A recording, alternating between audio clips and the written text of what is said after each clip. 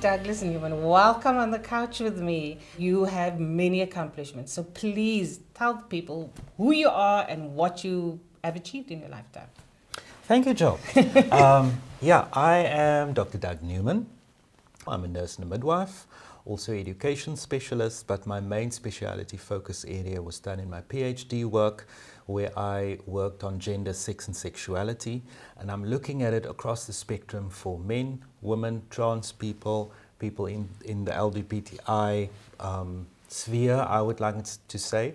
But in general, I look at issues of gender, sex and sexuality throughout, as it is on such a continuum, and all of us share sexuality even from a very young age, even though we might not even think about it. So that is just some of the work that I'm doing. But currently I'm the director at Jnana Wellness. Oh, I was struggling with that, eh? I was saying like Jnana Wellness. Where did you get that name? What did you say it again? Jnana Wellness. Jnana Wellness. What does it mean? Jnana Wellness. Jnana is an Indian word. It's the deep understanding of wellness. And that wellness is not just the absence of disease, but wellness is when you are in a state of health where you have physical, psychological, mental, spiritual, sexual health and well-being, so that you can perform and achieve as an individual. And a holistic approach to all of it. There we go. Okay. So, like I spoke last week, guys, we spoke about... I was just doing a brief talk about Women's Month and, what we as women, how many hats we have to wear as women, we have to contribute to a growing economy, but we also need to be the mother, and the societal dictation what we have on women in the sense of when you get married or when you're in a relationship, you cannot go on a date with another guy, even though you're friends, because now you're having an affair. That's what society dictates to us. We cannot wear the short skirt. We cannot show too much cleavage.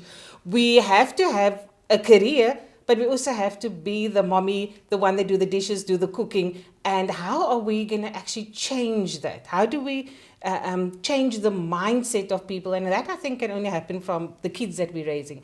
But today, I really want to focus on, a bit of my personal journey, right? So I've been through IVF, artificial insemination, all those things, but that is a topic we're going to speak about again, the fertility and the effect it has on relationship. But once we turn 40, as a woman, sometimes I reach a wonderful sense of freedom that I actually don't care what people think. But now you're married for a good couple of years. And, in a marriage or in a relationship, it reaches a plateau. Am I correct? You've achieved a lot of things, you've done a lot of things. And the one topic which society doesn't allow women to talk about is sex and their sexuality. And how do we as women sit our husbands down, or our partners, could be our wives, or, our partners, and say, I want you to do this. I like it, and we're going through menopause and all those things. So how do we sit down and have this how do we initiate this conversation? Okay. Thank you. I think I think we need to start at the start. Okay. Start at the start. Sexuality starts when you are born. Okay. Yet, it is something that is shamed quite often. I think culturally, what do we do when a girl starts to menstruate? What is the first thing your mother will tell you? Now you stay away from boys. Yes, and you're going to fall pregnant. That's it. That's it. They don't explain the rest of it. Yeah. The focus is pregnancy. The focus is or teenage pregnancy. The focus is not getting into trouble. Of late, the focus is sexually transmitted infections and HIV.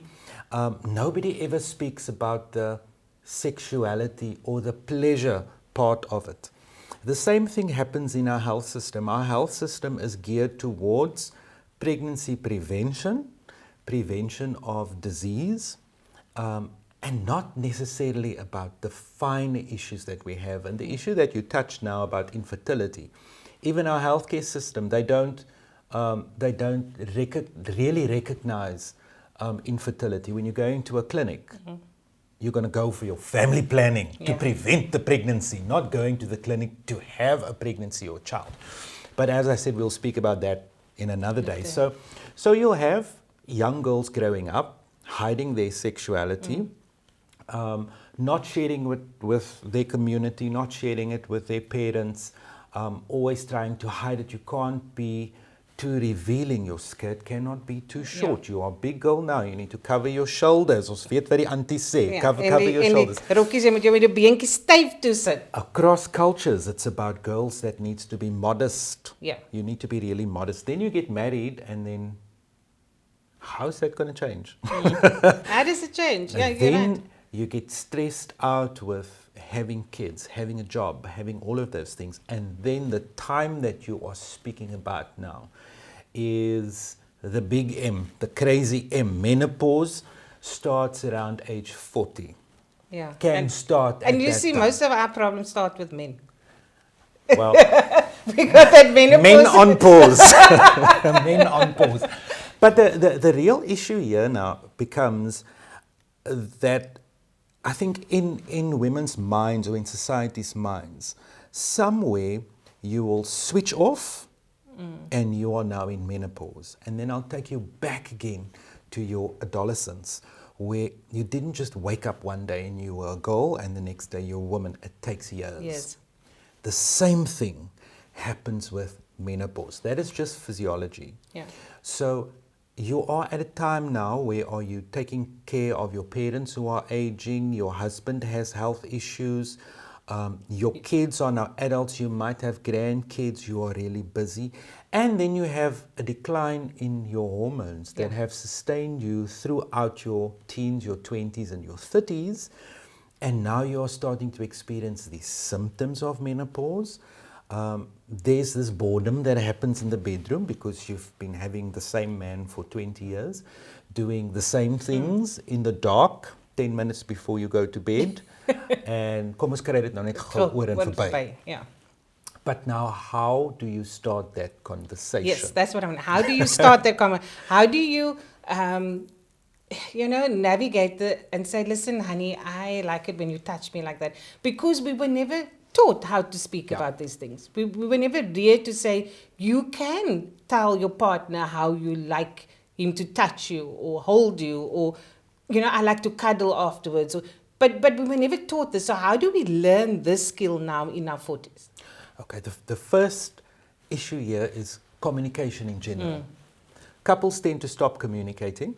Yeah, true. And often when you have kids or when you are raising children, the communication that the two of you have will revolve around going to school, extramural activities, going to church and Sunday school. That is the communication. Now you're speaking about a time period in your life when the kids are either at university or they are out of the house. And all of a sudden you realize this house is empty. It's just the two of us. Now you have to communicate. So first things first is that you shouldn't start your communication with how I want to be touched or how do you want to touch. Communication is that first key, that you have to have open communication channels about general things. And maybe instituting things like date nights again. Start your date night again. Yeah. Go out, bring the loving back, do fun things. Remember what used to be fun for you? Well, now fun is the couch. So you need to And the TV. You need to actually try and rekindle that fun in your relationship. Play. Don't stop playing. When you go out and do activities, because sex doesn't start in the bedroom in that last 10 minutes.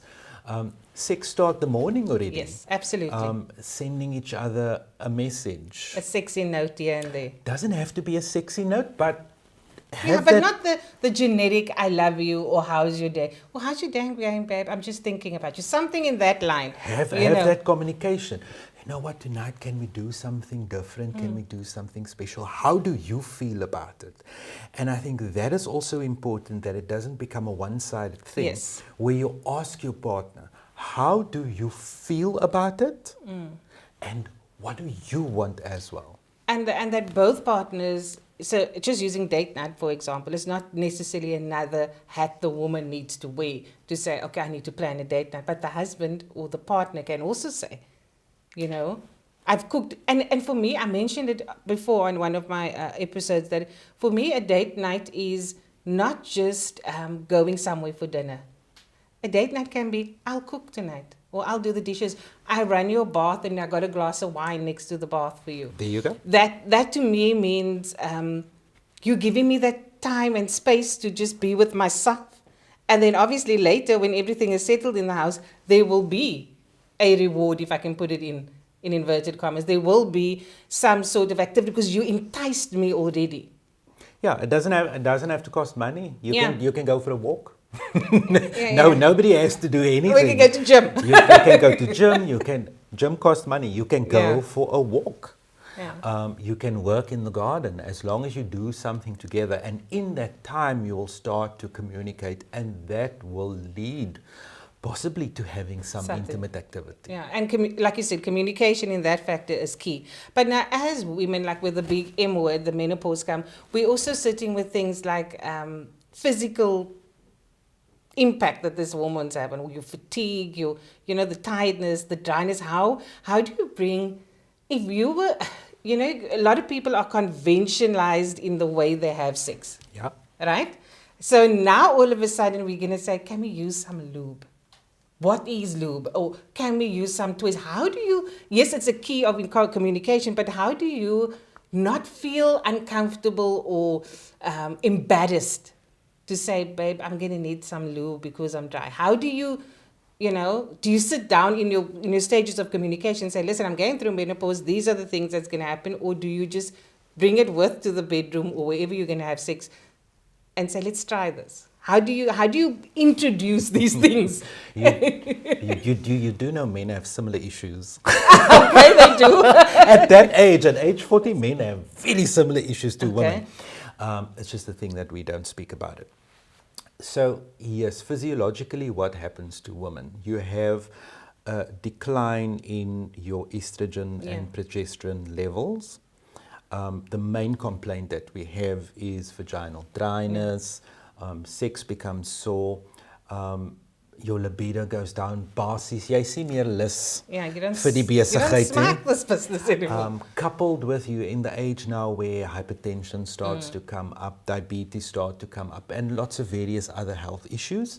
You also have a partner now who doesn't have as a strong erection that he had in his 20s and his 30s, so dat sukkel nou baie keer om my besigheid daarin te kry. But that is the hand you've been dealt now, and that is what you are going to deal with. So I think at first, make it fun. Okay. When it comes to the issue of lubrication, because we all know dryness is there. Yeah. So the two of you on your date night, let's get together in the car and go to the pharmacy. Sorry, I almost said the name of a pharmacy. But let's go to the pharmacy and go down that aisle, and the two of us go and buy the lube, make it an outing, make it fun. The two of you can have a chuckle. You can both be embarrassed in the pharmacy together. And then in that same aisle where you'll find the lube, you'll maybe find a cock ring, or you'll find those a vibrator. And okay, let's try this. Let's try it slowly by going to a pharmacist instead of going to a sex shop. Yeah.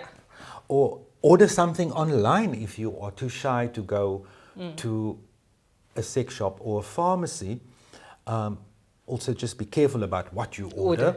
Okay. Don't start using the drugs and stuff that they are selling. But then you start to play together, almost like you are children or teenagers, and you play with us. Don't have, oh no, now we're going to try and have sex, and you're in the dark, you're opening a drawer here, and then the lube comes out, and you fumble, and everything is wet, and it's just a chamos. I'm like very holy about my sheets, That you go into this with open eyes, and it's a playful thing, and that you have a conversation afterwards and say, did this work? Or did this not work? How did it make you feel? Should we try a different loop? Should we try a different approach? Is there something natural we can use? But at the end of the day, you as a couple must find something that works for you. Yeah. So guys, if you listen to the previous episode, I spoke about creating your own normal, right? And this is pretty much creating your own normal and not what is expected from you as a woman. Yeah. Creating the normal between you and your husband. So, is it okay if I call you Doug? No problem. Because we are very chilled on this couch, guys. So okay, guys, I know Doug pretty well. Not pretty well, but I know him.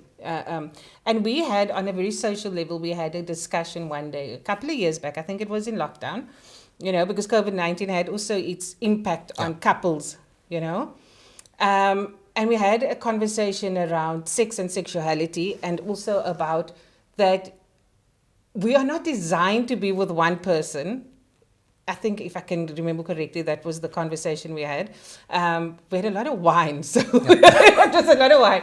And that we are afraid. So what I took from that conversation, because at that point, I think we were married 15 years. And one night I said to him, pour me a shot of tequila and let's have a conversation. And we spoke about things.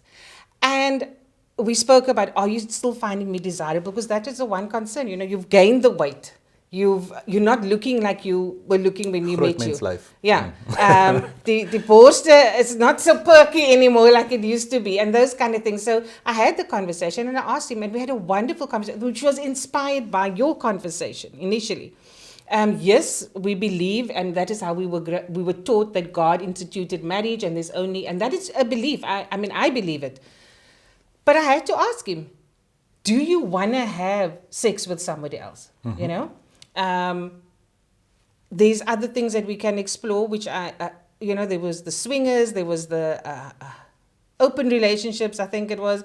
But we had that uncomfortable conversation creating our norm. And I think it did wonders for my marriage.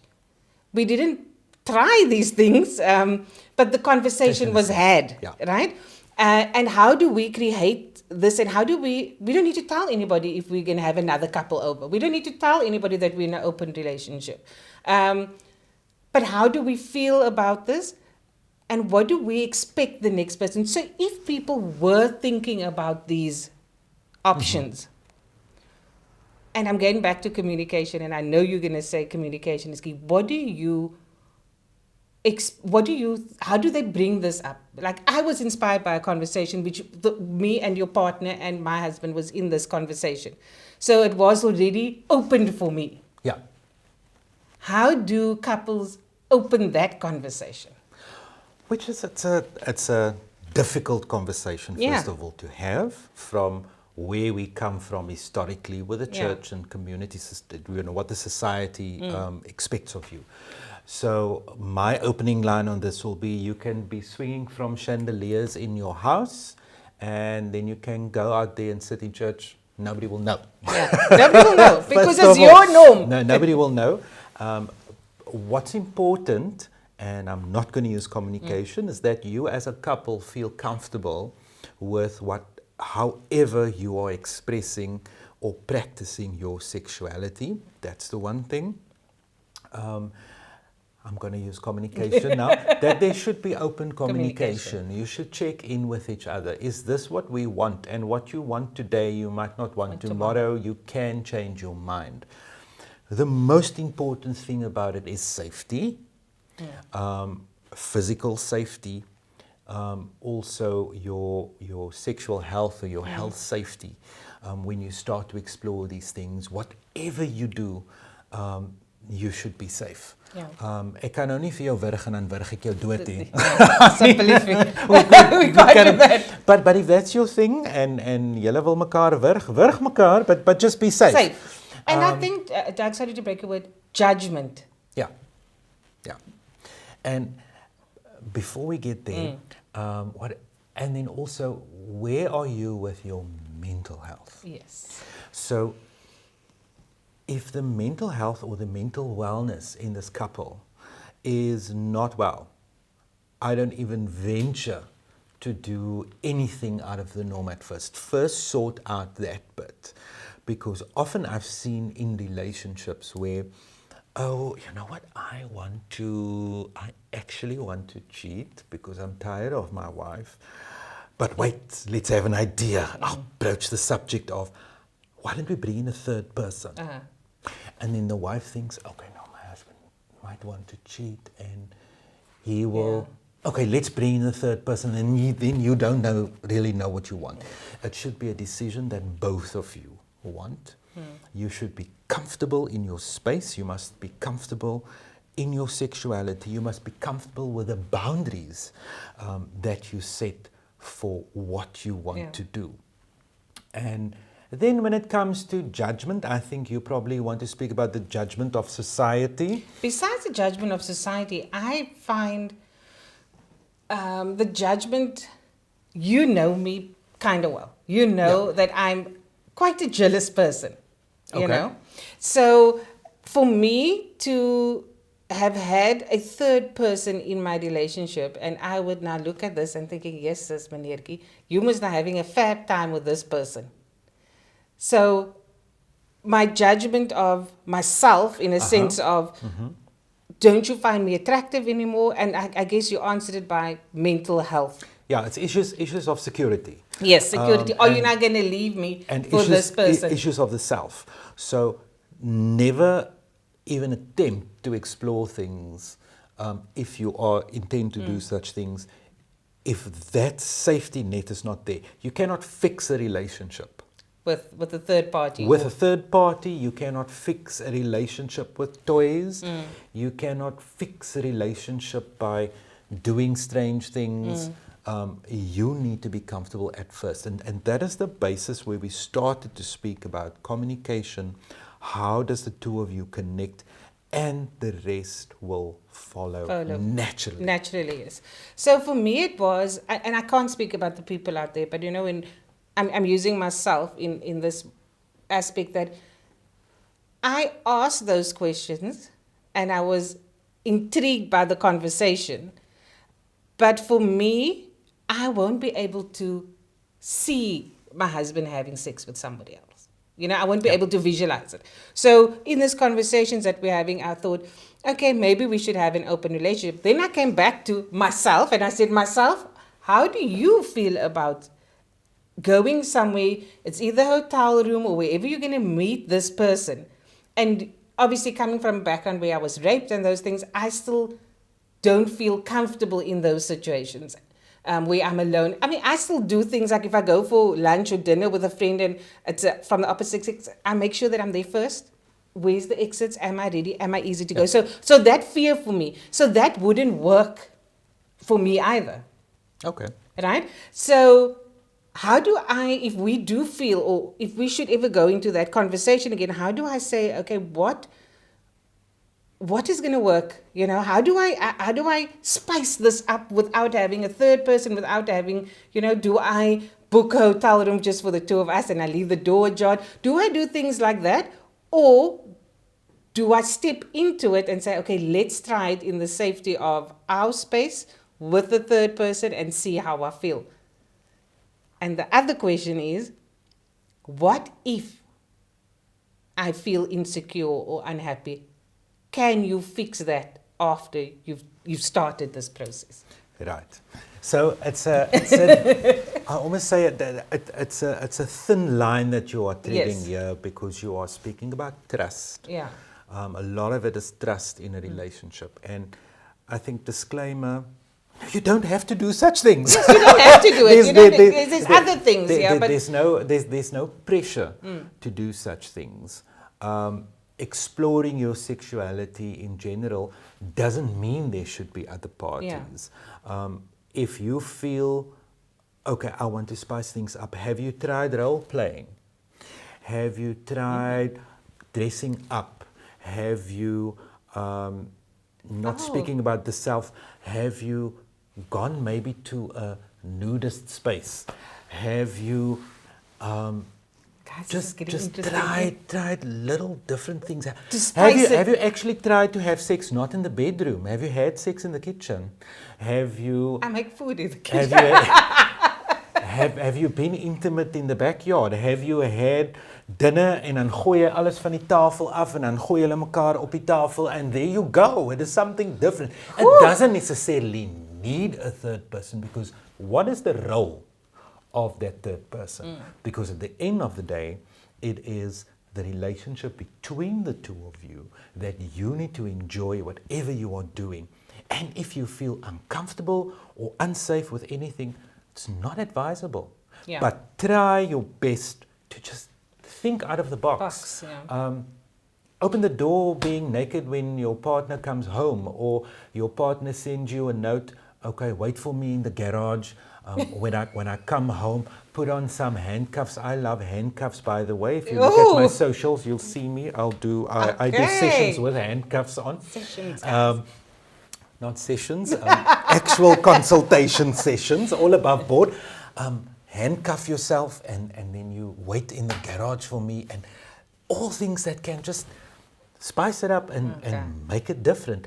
Just think of the way you were when you just started to indulge in sexual activity. How fun it was. You know, I hear you, and we need to kind of wrap up because I still want to have people know where to find you if they want to have these conversations. And I feel that wellness, like you said, is a holistic approach. So if we are pumped up with the right vitamins, you know, and you're feeling great and you exercise a little bit, that also enhances your sexuality. So I want to touch on that. But as a young woman, if I really think back, so my first sexual encounter was rape. Yeah. Right? So the fear of that always remained. Right? So I wasn't a person that really explored a lot. You know? And then going into a marriage, now you're settled and you know how you do it, you know, and in the beginning, and when you were dating, it was exciting because you had a hoekie kry of a dit kry because it was exciting, you know. Yeah. It's that you don't have a house, you're not sharing a bed, you're going to your own home after this. So now, when you're in that relationship, you find, I still feel there's that kind of shyness that I have about myself when it comes to sex, you know, that I was kind of indoctrinated how I should behave, you know. But that, guys, I want to touch on in another episode if we can have Dr. Newman back with us on the couch, because this is a hot topic, guys. But Doctor, please tell us, where can people find you on your socials, and what else do you offer besides just wellness on the sexuality side, but also wellness on the broader side to make you sexually fit, if I can put it that way. There we go. Yes, thank you. You can find me on my socials. I'm on Facebook, I'm on TikTok. It's Jnana Wellness. The spelling is Jnana Wellness. I was going to say Jnana. It's a long name. You can send me a WhatsApp. You can send me an email address. Jill will have it on screen. Yeah. I do corporate, organizational, and individual wellness, where I'm taking care of corporates and organizations, looking at business and how we can get businesses to be well, not necessarily looking at the healthcare aspect of it, but also at the business aspect, how to strengthen that. If you have a healthy business, you will have healthy staff members and you will have a healthy turnover if you are in business.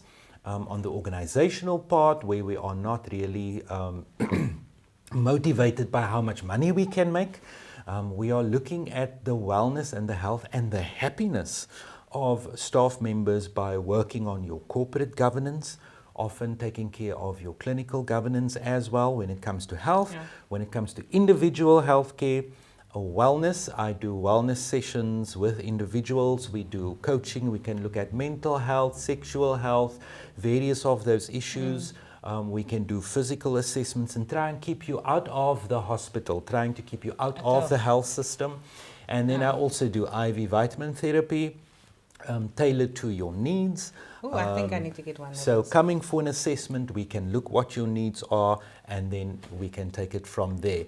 But just to close it off, I want to hear this.